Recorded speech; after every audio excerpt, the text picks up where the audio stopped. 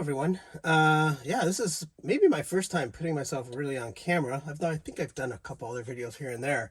But I was asked by another friend, I thought it was a good idea to maybe make a video about what led me into the Gallardo and through my kind of sports car ownership. Why did I get into cars and all of that? I was going to do this while driving, but this seems a lot safer, a lot easier to do. So I'll probably be cutting in a number of other videos. So hopefully this won't be boring to watch of me just talking. There's going to be a number of other videos showing here, kind of cut in. But in particular, I wanted to talk about kind of what led to the exotic car ownership and the longing for that. And, you know, in summary, the quick version, of course, is it's my late father. But let's talk about that story for a little bit. So for me, growing up, my father went through a number of really amazing kind of, I guess you would consider them classic cars now. Obviously, back in the day, they weren't all classics. Before I was born, he had everything from a Barracuda to an Austin Healey. But my earliest memories were actually of a Jaguar XKE. Actually, he went through a couple different Jaguar XKEs in various colors, from white to brown. But I remember, driving through the Cleveland Metro Parks. I grew up in suburb of Cleveland, Ohio. And we would go on drives, especially in the fall and autumn, and just the leaves there and seeing the colors and going up and down the hills was just a blast. When I was, small enough back then, of course, I could sit in the back. There wasn't, if you know the Jaguar XKE, there's basically, it's a two-seater car. A lot of those cars had like a kind of a storage chest in the back that was actually almost like a wood box. And that was what I would actually sit on as my back seat.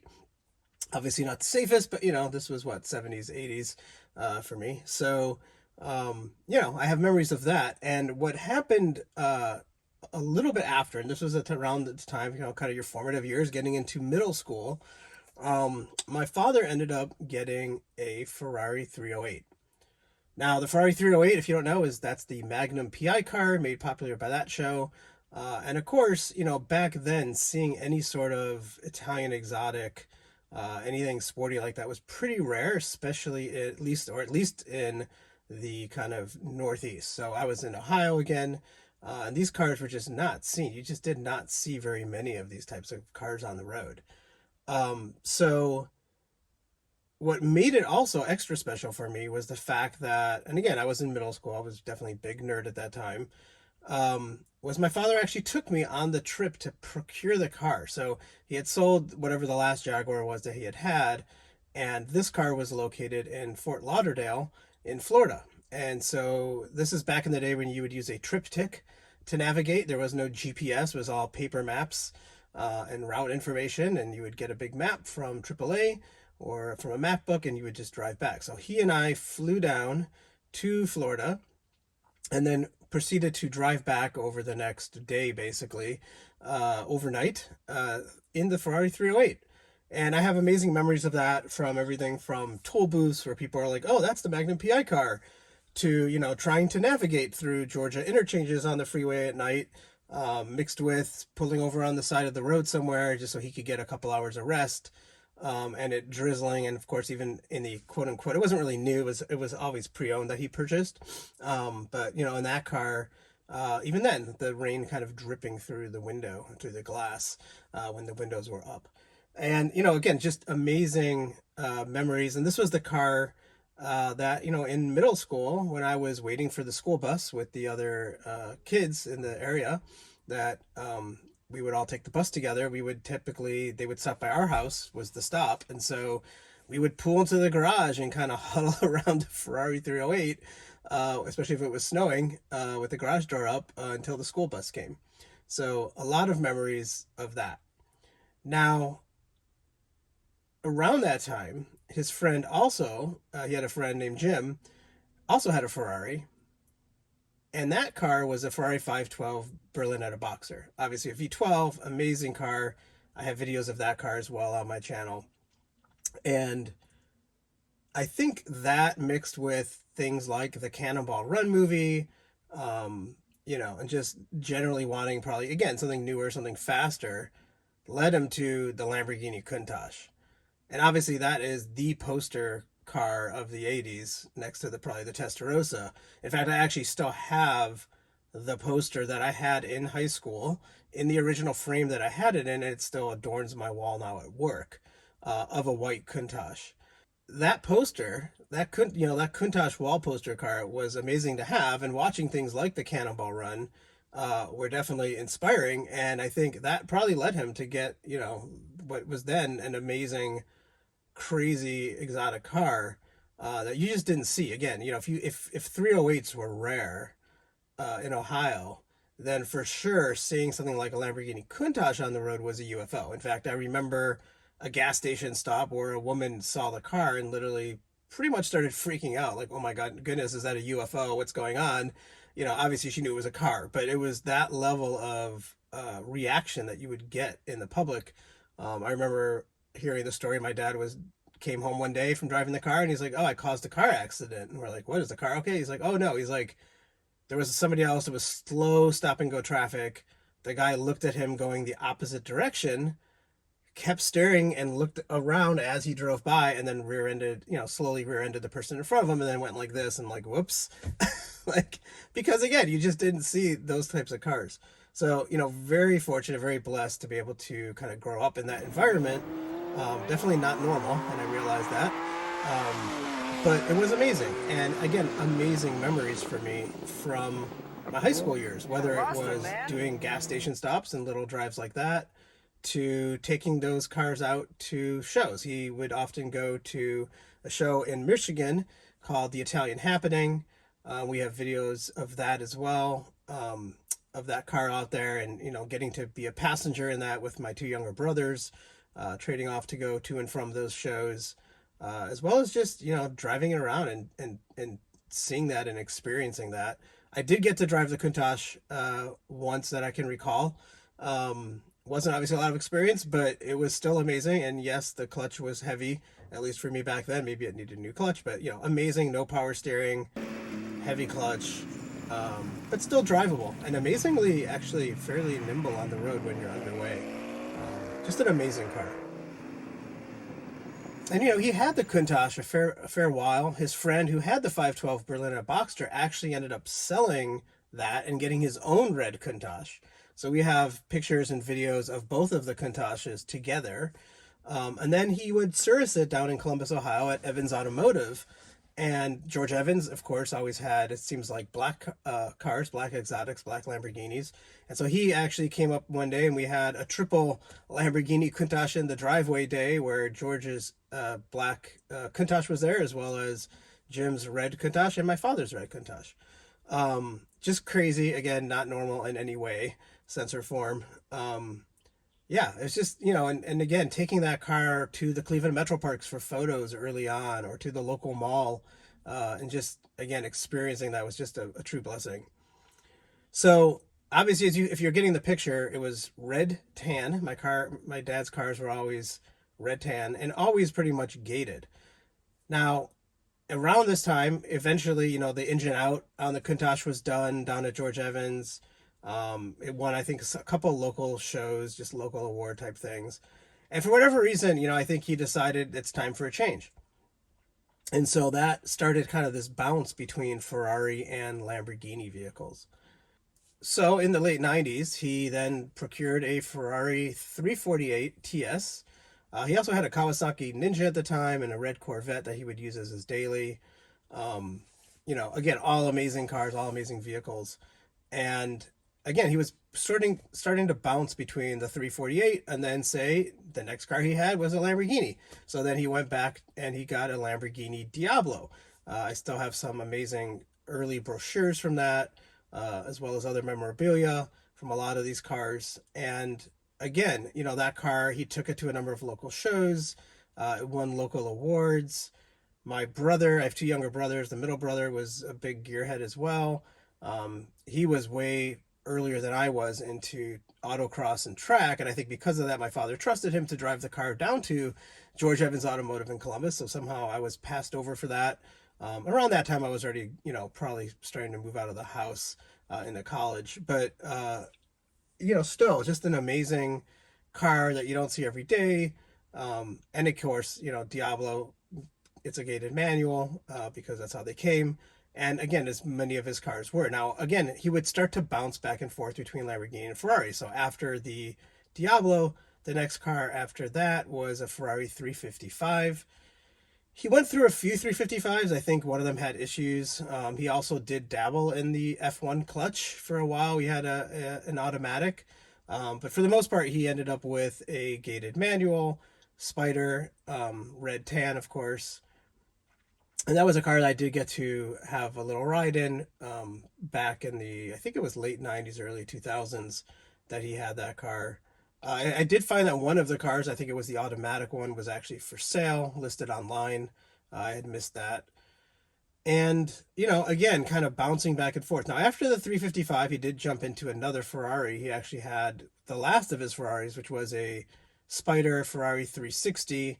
Again, gated manual, beautifully optioned with like Daytona seats. It had the Scuderia shields, had the Challenge grille. I know, the 360, we're starting to get into the era of the 2000s, like the Gallardo, where it's kind of this transitory period and people have a love-hate relationship with some of those designs. But I don't know. I think the 360 is still a beautiful design, especially with the Challenge grille in the back. Looks amazing. And I was fortunate enough to, when I was in town, be able to see that car, sit in that car. This was around 2006. So Thanksgiving 2006, so around the same time period, just back many years.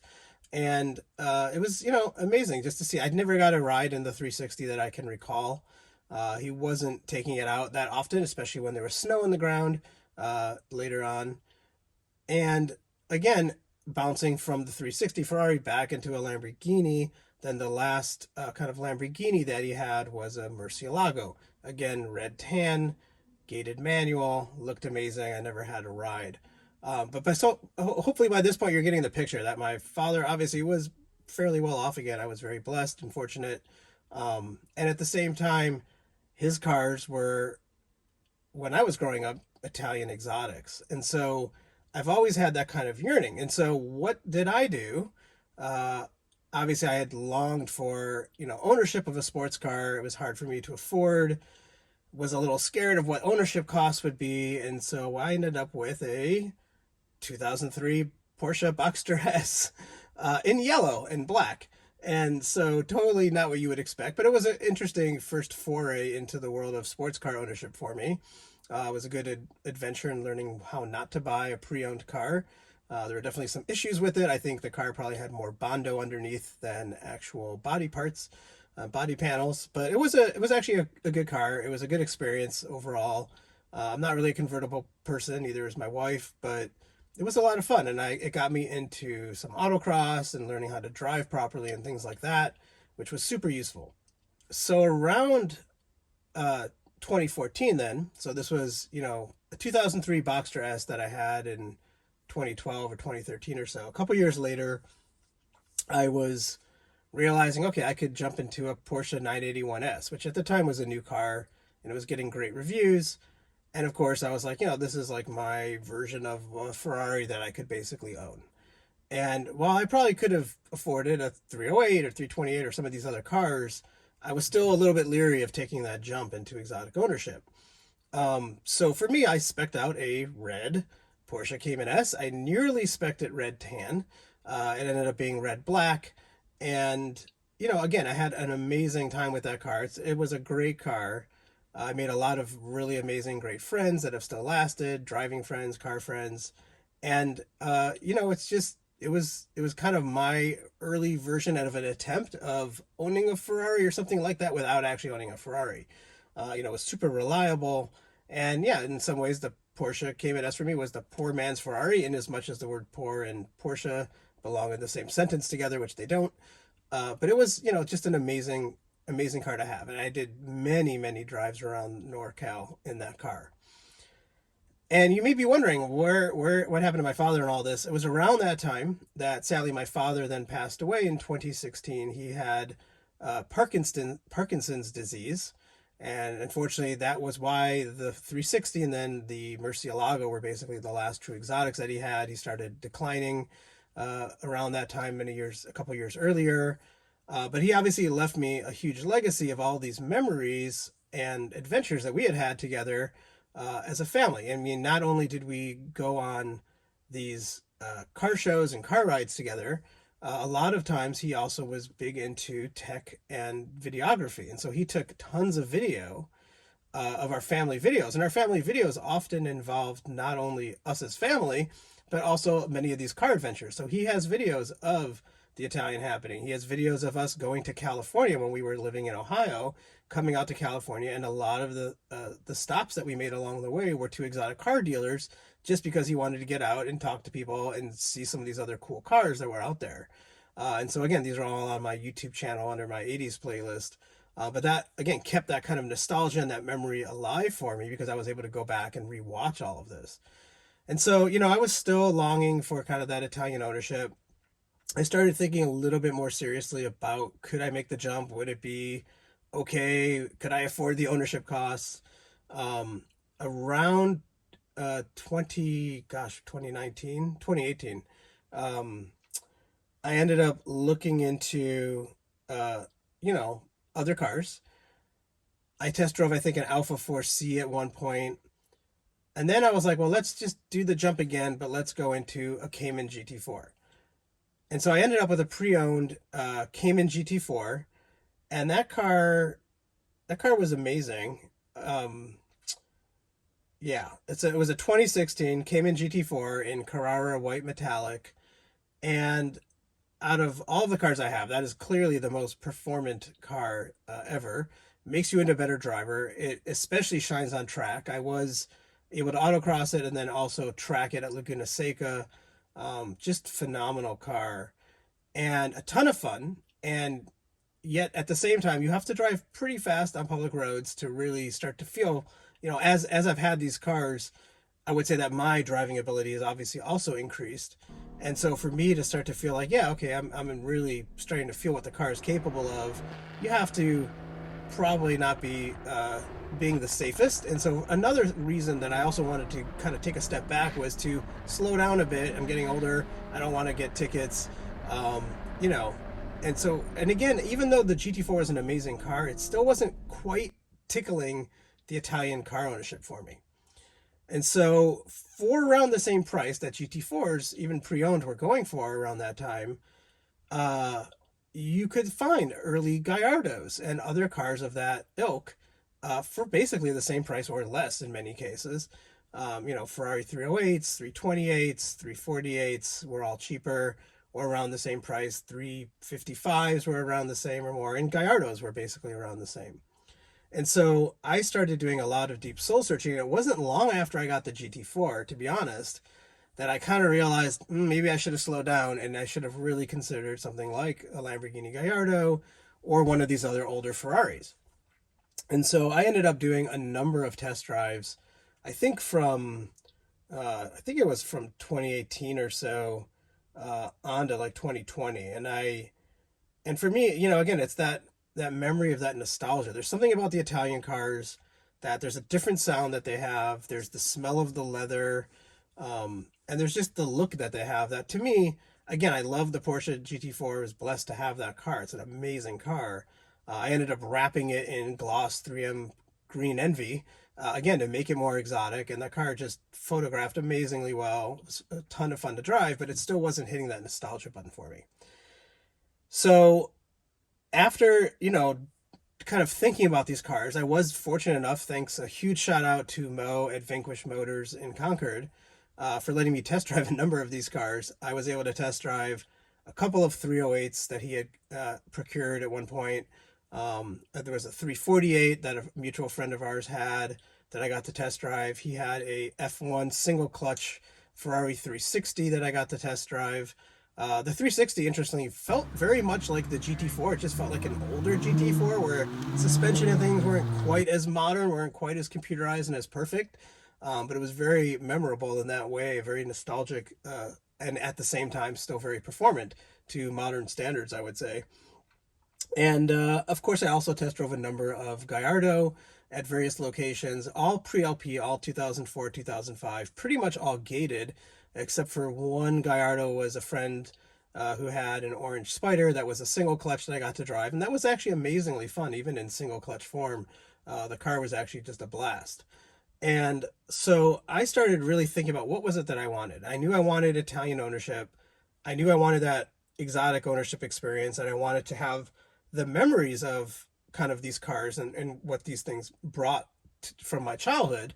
And at the same time, after test driving some of these, I realized like the Ferrari 308, hugely nostalgic. I would love to add one of them into my garage as like an extra car, because ergonomically and whatnot, it just isn't perfect for me. Like I'm on the shorter side, and so for me to reach the pedals was kind of a challenge. Mixed with obviously in a car like that, air conditioning, things like that don't really work. Brakes and whatnot obviously are all very much earlier era compared to a modern car. And I'm coming from more modern Porsches. And so I wanted something that kind of split that difference between still having some performance and yet still being memorable to me and still being in the ownership. And so after a lot of thinking, a lot of emails with my brothers and my car friends, and a lot of pro con lists, I would say, and thinking about this, I ended up really deciding that the Gallardo was the right car for me because it kind of blends that amazing gated shifter like you have here, which is just phenomenal and chunky and fun, and again, nostalgic and a memory for me, as well as the badge, as well as the sound, as well as the looks. And, again, this is an era of time where the cars aren't perfect. And again, a lot of people will kind of, I think, chalk up the Gallardo as not being like the most desirable car. And I think it's personally underrated.